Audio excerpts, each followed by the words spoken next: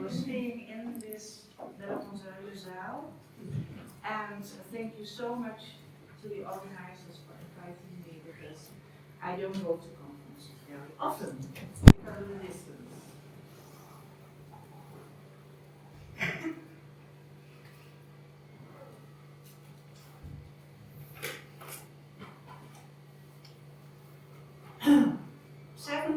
Women against the civil guards in Suriname, 1778.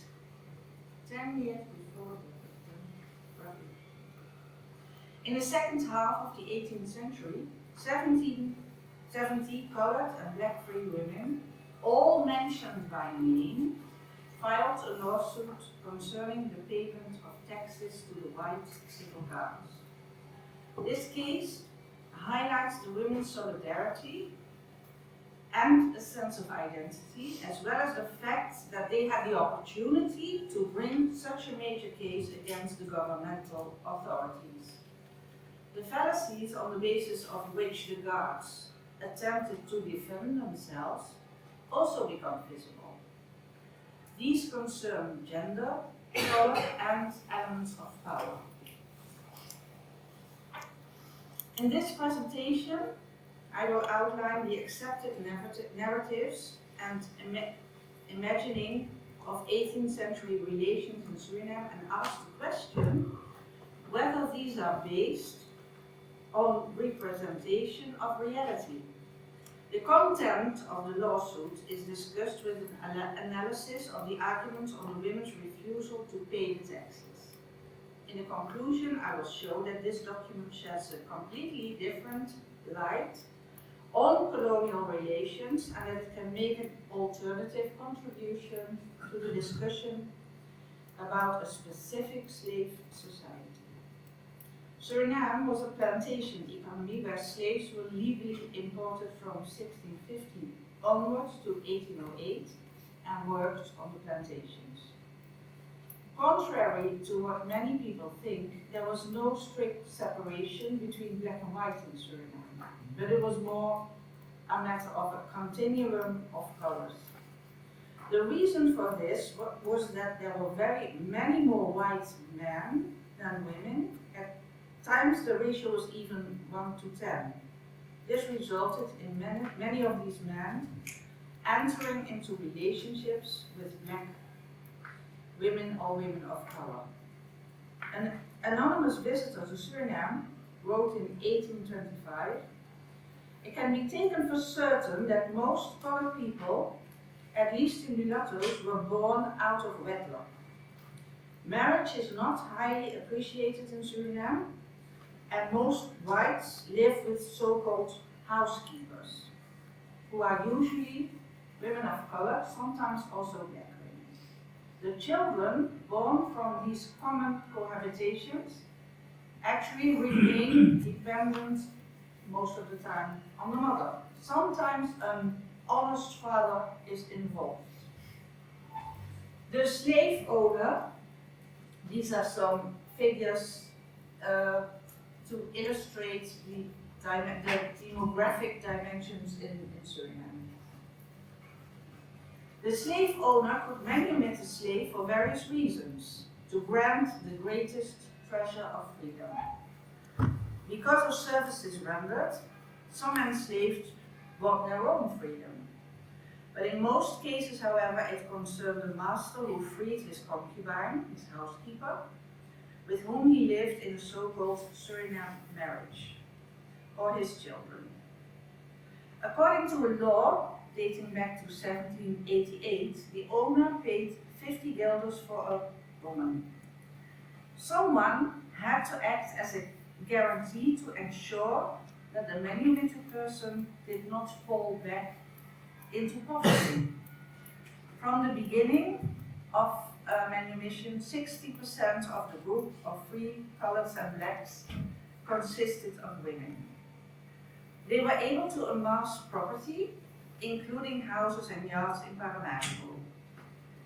For tax reasons, a rental list was drawn up in 1772, consisting of 676 addresses.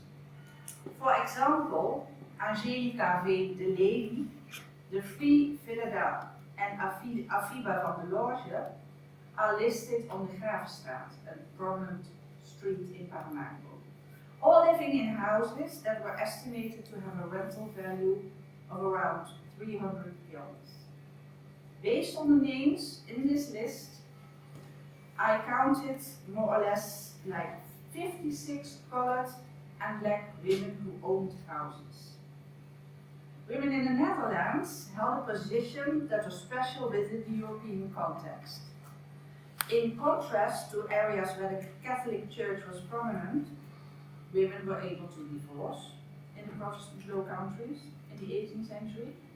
And in addition, inheritance in the Netherlands often passed through the spouse, which was not the case for the British or French, for example, where a man's property was legally transferred mostly to the eldest son. Even if assets had been transferred to the children through guardians, they were still managed by their mothers. These two facts meant that women could run their households quite independently. The laws regarding divorce and property were automatically adopted in the colonies. Also in Suriname, we see applications for divorce, and many women filed a variety of cases at the police council of politie en criminele justitie. A law of 1733 stated that manumitted people had the same rights as those who were born free. Women of color were very well aware of this legislation. Governor van der Meer indicated in 1756 that the number of free men increased enormously, while many of them, quote, had rich incomes without having to bear the slightest burden. This was reason for the government to improve a more accurate registration of manumitted people. Because most free people were women of color, it is not surprising that they also had to contribute to the upkeep of the civil guards. In May 1780, 70 colored and black women jointly filed a suit against the civil guards. It is remarkable that all women are mentioned by name. Some were born free, others were manumitted.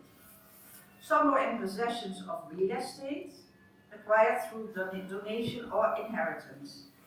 Yet some were not very well off at times. The conditions for freedom often included their servitude of their masters or mistresses as long as they lived. Therefore, they could not collect their own income in free disposition. A number of women did not have their own houses and rented out their services to third parties to cover the daily and necessary costs of dressers, doctors, pharmacists, surgeons, and so on, for themselves and for their children. They asked the council to be excused to pay the taxes. A candle tax that came to 15 guilders and 10 cents per year. Not only for themselves, but also for their underaged and unmarriageable daughters. They have been urged to do so, not only in a very serious tone, but even with the threat of imminent execution in the name of the respective civilian military council. They claimed not to be in a position to meet this demand and were destitute and desperate. Because of their respect for the whites, that's what they claimed, they pleaded their case to the court. And they put 5 arguments on the table. They first cited back to a law dating 1738. Quote, all widows without distinction and domestic spinsters, as well as the men who have retired from military service, as well as others executed from the ordinary parade and exercise, will have to contribute to the expenses to be incurred for every tour that the civil watch goes round. Taking the resolution into account, the ladies firstly noted that there was no relationship to those involved in the civil guard.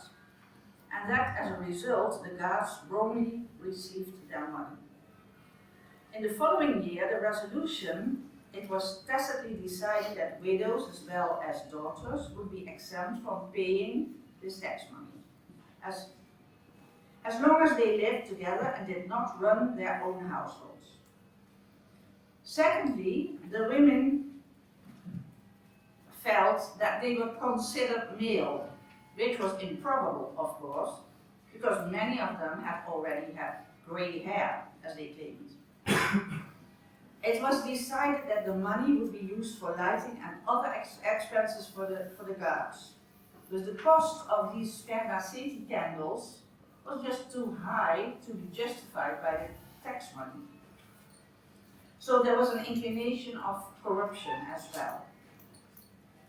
They also stated that they did not want to pay the white company, the white civil guards, because in a few years previously, a black corps had been established and a colored, a group of free mulatto had been established.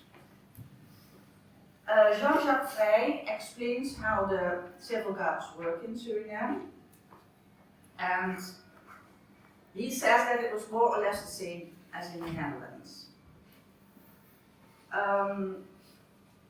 The civil guards made some counter claims, and they said, yeah, but all these women, a number of them paid their taxes, or some even already had died who were on the list, so they said this is just a malicious claim, but with bad intentions made by bad people. The women indicated their inability to pay, but the guards argued about the pride of these subjects. So is their clothing, as well as general behavior, no matter how far they extend their entertainment and almost constant merriments and dances in these pitiful times. And being a free people, by and from birth, are from the most part, and with only few exceptions, excluded from the state and families, and these women, these colored and black women, are often still, they have insensible hearts, and some even rejoice in the pitiful conditions of these poor whites. That's what the guards claim. There's talking about this case of corruption, that they asked too much money and that they did not spend it well. Immanuel Kant defines enlightenment as the emergence of humanity from self-imposed immaturity. This concerns knowledge, power relations, and ethics. We may wonder to what extent the ideas of the Enlightenment were known in Suriname. The infamous plantation mistress Susanne de, I wrote a book on her, known as very cruel slave owner, had an enslaved boy called Voltaire. And there was a painting in their house depicting Rousseau's tomb. And from various inventories we can see that there was lots of reading material, French philosophers in Suriname, but how much was really discussed and known in the colony, that remains to be seen. We also know that in 1791, Hilde Neus wrote Rights of Women as a counterpart to the Declaration of the Rights of Man and of the Citizen issued in 1789 by the French National Assembly. The Gauche article was not published at the time, and she ended her life on the guillotine.